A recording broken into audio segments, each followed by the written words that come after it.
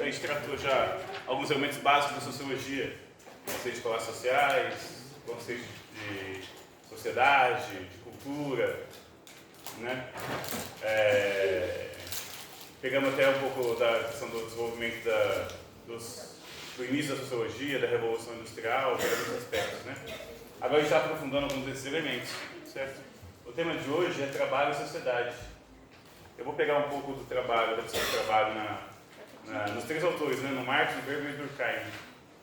Trabalho é uma coisa assim que parece que, a princípio, parece que todo mundo sabe o que é trabalho e sabe falar sobre trabalho, né? E de certa forma a gente até sabe. Esse é um dos elementos da sociologia que faz todo mundo achar que é sociólogo. De sociólogo e de louco, todo mundo tem um pouco. Por que todo mundo acha que é sociólogo? Que sabe as coisas da sociologia? Porque são temas da nossa realidade, né? No dia a dia você enfrenta essas coisas, a questão da religião, a questão da sexualidade, a questão do trabalho, a questão da violência policial, a questão do racismo, a questão do machismo. São todos elemmentos que entram no nosso dia a dia e a gente acaba, né, cruzando com esses elementos. A sociologia é uma ciência que ela se esforça, ela produz uma busca contínua de interpretar esses fenômenos de forma científica, deixando de lado os elementos morais, né, interpretações moralistas ou interpretações baseadas em cunho religioso, né, certo? Então aqui tem três objetivos. Vou apresentar o conceito sociológico do trabalho, vou abordar o trabalho na sociedade contemporânea, vou diferenciar emprego de trabalho. Essa é uma questão interessante, porque quando a gente fala de trabalho, pouco a gente consegue diferenciar trabalho de emprego. Inclusive nos jornais, inclusive na TV, inclusive em várias coisas, o pessoal tem dificuldade de diferenciar isso, mas não é uma questão difícil, na verdade, é mais uma coisa conceitual. E vamos analisar a questão também do emprego precário na nossa sociedade, certo? Primeiro, o que é trabalho? A gente pode partir de uma leitura geral, humana, histórica, de longa duração, mas aí podemos partir de uma análise baseada nas fases da sociedade, certo? A princípio, a gente pode pensar que o trabalho é uma atividade humana de transformação da natureza, em busca de satisfação de necessidades físicas, biológicas, culturais e psíquicas. Por exemplo, a gente fala que o ser humano ele surgiu há milhares de anos, certo? Sobre o planeta Terra, né?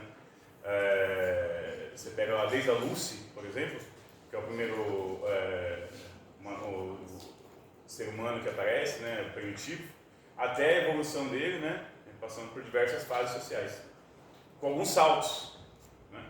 Por exemplo, a descoberta do fogo. A descoberta do fogo foi um momento muito importante na história da humanidade, né? A gente tem lá o esqueleto da Lucy, né, que é o primeiro hominídeo. Lucy é o primeiro hominídeo da história, já viram, né? Tem o esqueletinho lá, quebradinho, tem até outros mais antigos que esse, na verdade, mas são dos principais, né? E o ser humano, ele foi evoluindo e se transformando, mas a princípio o ser humano ele é um animal natural. Por que o animal natural? É um animal que vive na natureza, certo? É o produto da natureza, assim como muitos outros animais. A história da evolução é muito curiosa. O ser humano, os animais, a gente sabe que os animais, a vida surgiu no fundo do mar, né? Vocês viram nas aulas de biologia, surgiu no fundo do mar, os plânctons, as primeiras formas vivas, foi evoluindo, estrela do mar, Bob Esponja, toda essa coisa aí, céu inteirados, toda essa questão foi evoluindo, né? Até os peixes ósseos, né? Aí depois os peixes com vértebra, certo? E em determinado momento, esses animais começaram a sair da água, formaram os animais anfíbios, certo? Dos anfíbios surgiram os répteis, correto? E dos répteis, os dinossauros, a coisa toda que a gente viu lá, dos répteis surgiu os mamíferos. Engraçado, mas o nosso descendente mais antigo é o dinossauro. A gente é descendente dos dinossauros. Que é o primeiro que surgiu um dos animais mamíferos ali, né?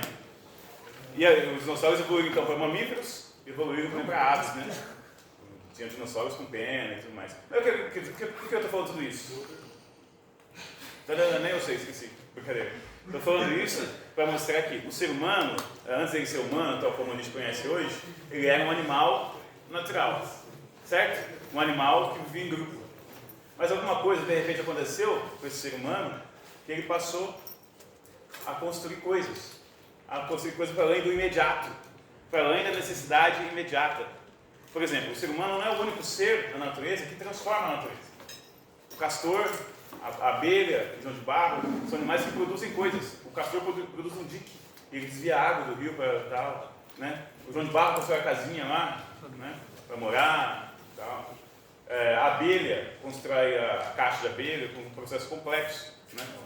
E quando vai se discutir isso na perspectiva do Marx, ele fala que o trabalho, o que diferencia o pior arquiteto da melhor abelha é porque o arquiteto tem tudo na cabeça dele antes. E ele consegue alterar esse plano de acordo com a necessidade da realidade. Certo?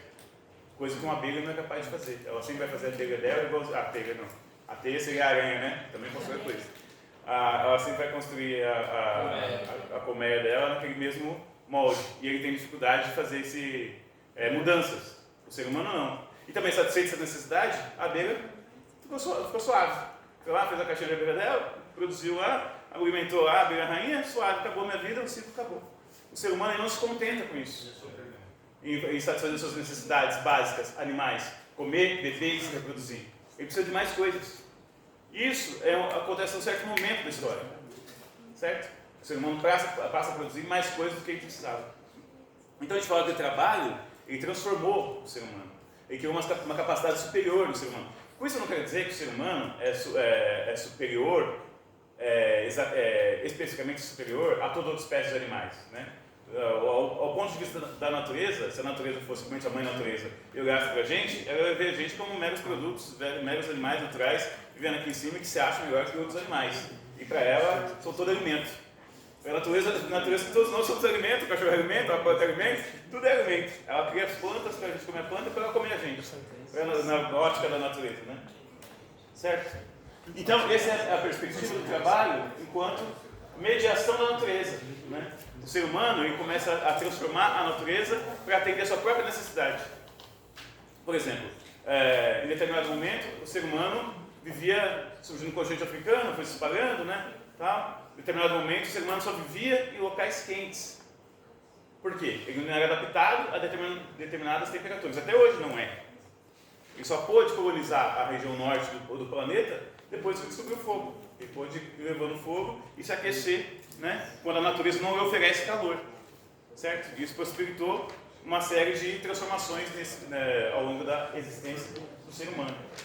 Então, essa questão da transformação da natureza vai desde lá do machado de mão, lá no Neolítico, que eles faziam. No começo ele nem tinha ferramenta, usava pedra. O macaco também usa, né, para transformar coisa. O corvo enche o potinho já viu o corvo? Tem os vídeos, o corvo vai lá, joga o potinho, a pedrinha na água, a água vai subindo e bebe água. E os animais aprendem, certo?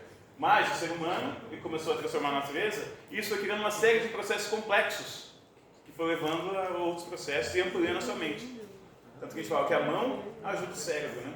Então a mão e o cérebro, conforme foi mudando a atividade, saiu do machado de mão, que a gente fala, uma pedra cortante, para depois fazer um punhal, para depois fazer uma lança, que a pedra, você fazer uma machadinha, você vai conseguir atingir por espaço, certo? Você tem que chegar muito próximo do animal. Não vai matar uma onça com uma machadinha, né? Talvez você consiga, mas vai precisar de muita sorte com uma machadinha, né? Agora, para matar uma onça com 10 lanças, 10 caras, cada um com uma lança, é relativamente fácil. Imagino eu, nunca fiz isso. Mas você pode tomar uma distância. Matar um elefante, matar um... Como chama aquele elefante peludo? Um mamute. Matar um mamute. É um elefante peludo. E isso chegou a níveis mais complexos, né? Isso aqui, por exemplo, isso aqui são os campos de níveis de plantação. Isso aqui era muito feito ali na região do Machu Picchu, ali onde hoje é Chile, aquela região, né? Mas foi feito em várias regiões do mundo. Isso aqui mostra a adaptação do ser humano à natureza, né? O domínio da agricultura. Muita coisa desse salto aconteceu depois que tivemos uma sociedade sedentária, né? Há mais ou menos 12 mil anos atrás, certo? Até se transformar o trabalho, o produto do trabalho, em uma mercadoria, certo? Isso aqui é um longo processo que dura milhares de anos. E aqui, quando a gente vai falar do trabalho, tem alguns caras importantes. O Adam Smith tem uma certa importância, posicionei alguns personagens. O Marx, o Weber e o Durkheim. Uma coisa que a gente está falando aqui é a divisão social do trabalho. Ao longo da história da humanidade, você pega a sociedade tribal, o ser humano, todo mundo produzia as coisas, né? Na mesma tribo, produzia tudo que ela precisava para o seu consumo, certo? Aqui depois começa a ter uma especialização, tanto que vai se produzir em cada região, tanto numa divisão sexual do trabalho, né? Também, que depois vai começar a ter atividades para homem e para mulher. Por exemplo, parece que na maior parte das sociedades, a atividade de caça ficava com o homem, certo? Por quê? Uma das coisas, porque a mulher, ela engravidava, ela tinha que cuidar dos filhos, cuidar das crianças, certo? Se a mulher vai caçar e está grávida, ela pode perder a criança. E se a mulher perde a criança, você pode comprometer a atividade de reprodução da sociedade. Para uma sociedade é muito importante você poder reproduzir os seus quadros, certo? Você poder ter mais homens, você poder ter mais mulheres, né? Para a sociedade não se extinguir. Senão se extingue linhagens inteiras. Então tem uma divisão social ali, né? Então aqui, essa coisa que eu falei aqui da transformação do ser humano num ser superior, dentro da sua própria salto, né, a gente chama de salto teleológico, que é a capacidade do ser humano de planejar. Tele vem aqui de planejamento, de antecipação. O ser humano pensa antes de agir. Por isso a gente fala que o ser humano é um animal racional. Tem gente que hoje fala que o cachorro também é racional, o cavalo também é racional, tem uma certa racionalidade ali, né? Tem hora que eu imagino. O cavalo não vai pular uma cerca sem pensar nada. Um cachorro não vai atravessar a rua sem falar, eu quero chegar do outro lado. Ele já pensou que quer chegar do outro lado. Quando ele te vê chegando, ele te reconhece, então existe alguma atividade de pensamento. Mas, tem uma diferença aí. O ser humano, ele consegue transmitir esse elemento também, que ele aprende. O elemento cultural, os avanços do trabalho, do conhecimento, ele consegue transmitir às novas gerações. A Lessie, que é um cachorro alucinado, o Lessie é muito antigo, o Free Willy. Você pode tirar o Free Willy, aquela baleia, ela vai nadar, a baleia assassina, né? Ela vai nadar, pular o negócio, pular o ar, fazer coisas. Só que a filha da Willy, eu acho que o Willy é macho e fêmea, mas o filho ou a filha não vai nascer com aquelas habilidades, certo? Você tem um cachorro adestrado, seu cachorro pode ser muito inteligente, você gasta 10 mil reais para adestrar ele, mas os filhos dele não nascerão adestrados. Então ele não transmite esse conhecimento, só transmite o conhecimento instintivo, certo? E obviamente isso não quer dizer também que o ser humano supera os seus instintos. Há uma certa ilusão, alguns chamam até de arrogância, a gente achar que a gente consegue superar os instintos animais. A gente não consegue superar o instinto animal. É só você ver o que acontece com você quando você está com fome, né? Ou quando você está com raiva, ou com medo. São instintos milenares que a gente tem, animal. Então é tão parecido com o do cachorro. Você assusta seu cachorro, você assustar seu filho, você assustar sua mãe, é um instinto de sobrevivência que ele é. Essa é uma coisa que você coloca, né, para dizer que a gente continua com esse instinto animal, né, em que a sociedade ela corrigiu um pouco da nossa capacidade de destruição, né, nosso ímpeto destrutivo. Só que se a gente usa essa questão de que a gente tem um instinto animal, a gente pode acabar justificando coisas e naturalizar certas coisas na sociedade. Sim, comportamentos violentos, tudo esse tipo de coisa. Por quê? Porque o que a gente fala de civilização, processo civilizatório. O ser humano, quando ele começou a viver em sociedade sedentária, lá na Mesopotâmia, no Egito, na China Antiga, porque antes era todo mundo disperso, o ser humano era nômade, não precisa alguém, né? O ser humano era nômade, ia para lá e para cá, tal. De repente ficou sedentário. Aí começou a produzir, isso tem a ver com a agricultura, né? A sedentarização, domínio da agricultura. Porque antes era caçador-coletor, você tinha que viajar para ter alimentos necessários. Agora não mais. Você plantou, está ali, criou os animais, certo? Está suave. Só que isso levou a uma série de conflitos. Então a civilização, o processo civilizatório, ele exige que você domine seus instintos animais destrutivos. Como ele falou do Hobbes ali, o instinto destrutivo do ser humano. A gente tem um espírito destrutivo, a gente tem um espírito amoroso, a gente tem um espírito cômico, a gente tem o ser humano condensou em si uma série de espíritos, ou tendências, ou habilidades, ou necessidades, ou demandas. E a sociedade, ela tenta domesticar esses instintos. Veja, por exemplo, a questão do casamento entre homem e mulher com menores de idade. É comum você pegar na literatura antiga, os homens casavam com as meninas de 12 anos. Os reis casavam com as meninas de 6, 7, 8, 10 anos. Certo? Depois começou a ter uma diferenciação. Que a mulher, que a criança, a moça, por mais que ela possa parecer com uma mulher, ela não é uma mulher.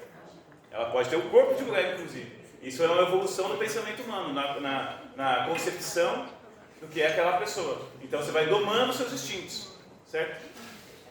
E mesmo as leis. As leis exigem que a gente cumpra determinadas etapas de socialização para que a sociedade não se impoda, certo? E isso tudo é fruto nessa concepção, isso tudo é fruto da ação do trabalho do pensamento do ser humano. Ele pensa uma coisa, ele realiza, aí depois que ele realiza, ele repensa aquela atividade que já realizou, e cria novos desafios. Isso foi ampliando a capacidade do ser humano de ação sobre a realidade, certo? E cada vez que o ser humano mexe na natureza e transforma a natureza, ele também transforma a si mesmo. Por quê? Porque é uma natureza diferente. O ser humano, ele responde ao estímulo externo, certo? E aquele estímulo externo, vamos supor, vai desencadear determinados elementos no seu pensamento. Agora, quando você mesmo transforma toda aquela realidade, isso também transforma a sua mente. Sobretudo de geração para geração. A nossa geração nasceu, já tinha uma série de coisas que estão aqui, foi construído pelas gerações passadas. Então já foi formado uma realidade material, certo? Construída por meio do trabalho humano. Tudo que existe aqui é fruto do trabalho, certo? A TV, o computador, a cadeira, o celular que está aqui, as roupas que estão usando, os enfeites que estão usando, os adornos, os adereços, tudo isso é feito pelo trabalho humano, certo? Então, além das necessidades naturais, a gente tem as necessidades sociais. O próprio ser humano foi criando novas necessidades, certo? Isso aqui, então, está relacionado ao trabalho em geral. Mas também a gente tem trabalho em suas épocas específicas, né? Aqui pensando com Marx. E uma das coisas que o trabalho faz, como o trabalho se transformou meios de produção em meios particulares. Até determinado ponto, a natureza era de todo mundo. Todo mundo queria interferir, transformar a natureza e produzir produtos para si. A partir de determinado momento, você começou a ter uma divisão social do trabalho, uma divisão da propriedade. E seres humanos trabalharem para outros seres humanos. Certo? Então o que você tinha antes que era trabalho, tinha antes que era trabalho, enquanto afirmação do ser humano frente à natureza, também passou a se converter em emprego. Então o trabalho é tudo que a gente faz para nutrir nosso corpo, para transformar a realidade, satisfazer necessidades físicas, psíquicas, espirituais. Mas agora, quando se fala de emprego, é uma questão, quando você é obrigado a vender uma parte da sua jornada de trabalho, vender uma parte das suas horas diárias para conseguir ter o que comer, para conseguir pagar a energia elétrica, para conseguir pagar as roupas que você está vestindo. E o trabalho, o emprego, ele não necessariamente tem a ver com o elemento de emancipação. O trabalho, ele é emancipação. Ele emancipou o ser humano, relativamente, ele emancipou o ser humano em relação à natureza. Por causa das construções do trabalho, da produção do trabalho, a gente fica menos dependente da natureza. A gente fica menos propício a morrer com infecção. Por quê? Porque tem um trabalho de pesquisa científica, de investigar aquela bactéria, de investigar aquele vírus, para conseguir controlar, para a gente viver melhor. Por causa do trabalho, a gente tem cobertores para dormir. Não precisa mais, você vai matar um urso, arrancar a pele dele, vestir a pele de um cachorro. A gente pode fazer tudo com plantas, né? Sabe que os primeiros tecidos feitos de linho no Egito, é no Egito antigo, hein, gente? Há 5.000 anos atrás. É planta, você planta o negócio, vai lá, nasce, aí você trança o negócio, né? Tá. Agora, dessa coisa de emancipação, o trabalho, aqui com o Karl Marx, o trabalho se converte em emprego. E o emprego se torna desefetivação. Você vai, trabalha, tem uma metodologia urbana, você está aí para colocar. Depois eu ponho a letra para ver pelo menos. O trabalho, o emprego, seu emprego pode ser mal remunerado. No emprego você tem que aguentar desrespeito. Você tem que trabalhar com o risco da demissão. Certo? Você tem que trabalhar de coisas que você jamais gostaria de ser trabalhado. E isso está envolto no que é a nossa existência humana. E é para sempre. O trabalho é para sempre. Eu dou aula para criancinhas também assim. E você vê as crianças, os adolescentes, loucos para trabalhar. Eu falo, gente, calma, depois você entrar nessa, você não sai mais. É um poço sem fundo. Tipo, as crianças vão pro calma, meu. Brinca, seja criança. Brinca, vai brincar, vai passear, vai pro shopping. Daí vem a expressão cavar a própria cova. Não é fácil. Não sai mais dessa. Né? E é isso que vocês estão fazendo aqui também. Estão fazendo um cursinho para quê? Para tentar fazer uma faculdade e ter uma inserção melhor no mercado de trabalho, que é óbvio, que é necessário, mas não só isso. vocês também estão tentando buscar uma coisa que te realize melhor profissionalmente, socialmente, que te faça sentir mais úteis. Entende? Quando você vem tentar fazer uma faculdade, você está tentando mais pensar essa questão do trabalho como desenvolvimento de capacidades, de potencialidades, né? Você se sentir mais livre. Eu sou professor, o professor tem muitas dificuldades, mas uma coisa que eu consegui foi isso. Eu trabalho numa coisa que eu gosto. Não é todo dia que eu gosto, tem dia que eu não gosto. porque eu tenho que fazer meu trabalho que nem emprego, então tem dia que eu sei lá, tive um dia ruim, que se eu pudesse escolher eu não trabalharia, mas eu tenho que vir trabalhar do mesmo jeito. Né? Tem dia que eu preparo uma super aula e a aula não dá certo. Sabe? Aí fala, putz, fiz tudo certinho, não deu certo, você volta frustrado, não sei o quê. Que é uma coisa que trabalhar com o trabalho coloca, né? E o que a gente vê também, agora nesse momento da nossa história, é a questão também do trabalho precário. Vem aumentando muito o trabalho precário. Ou seja, cada vez mais grandes empresas empregam um monte de gente e pagam salários baixíssimos. Né? Sem seguro, sem férias, sem licença maternidade, com contrato temporário, com contrato precário, né? Com maltrato no trabalho, violência, insulto, né? Como se o trabalhador não fosse nada. Isso é um elemento da sociedade capitalista. Né? O trabalho sempre existiu, mas como é hoje, é uma coisa própria do nosso sistema. É curioso isso. Por exemplo, a prosperidade. Quando se fala da prosperidade. O cara é pobre, é miserável, por que quer? Se trabalhasse, não seria isso. Cara, mas se o trabalho fosse critério, né, o padeiro ia ser o que quer mais na sociedade. O cara entra às 4 da manhã no trabalho, 2 da manhã, e sai do trabalho às 2 da tarde. Isso é o que mais trabalha. Se levantar cedo fosse a questão, né?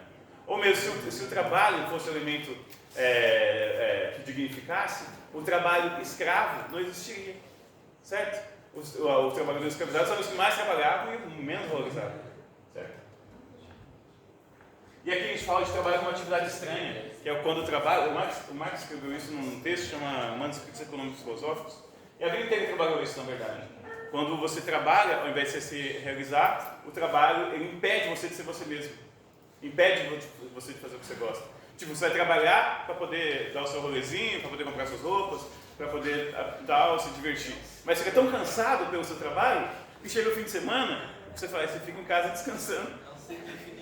E também assim, mesmo quando você consegue trabalhar e consegue ter o fim de semana para se divertir, o que acontece é que você está tão para baixo, que às vezes tem que encher a cara de álcool e outras coisas, que é para você poder aguentar voltar na segunda-feira.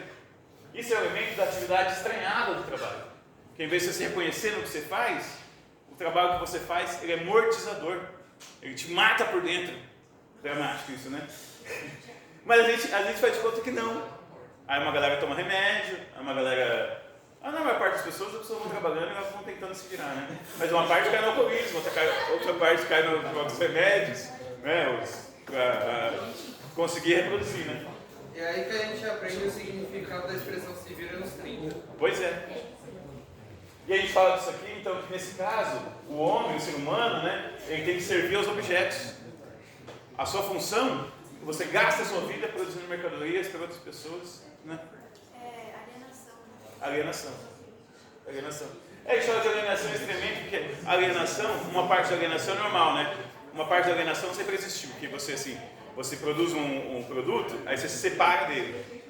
Né? Por exemplo, um cara numa aldeia tribal que produzia lanças. Você produz a lança lá, aí você produz 10. Uma é para você, as outras 9 é para os outros caçadores. Você se alienou dela.